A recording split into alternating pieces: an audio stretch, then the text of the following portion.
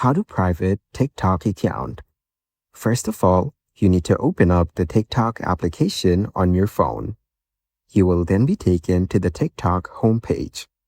Here, you can explore and view TikTok Reels. On this page, go to the bottom right corner and tap on Profile. Here, you can edit and view your profile information. Now, go to the top right corner and tap on the menu. Then, go to Settings and Privacy at the bottom. Then, go to Privacy and here, Enable Private Account. You have now successfully switched to a private account.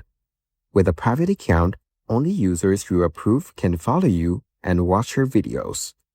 Following these steps, you can easily switch to a private TikTok account. Thank you for watching. Please leave a like if this tutorial helped you, or leave a comment below if you have any questions related to the video.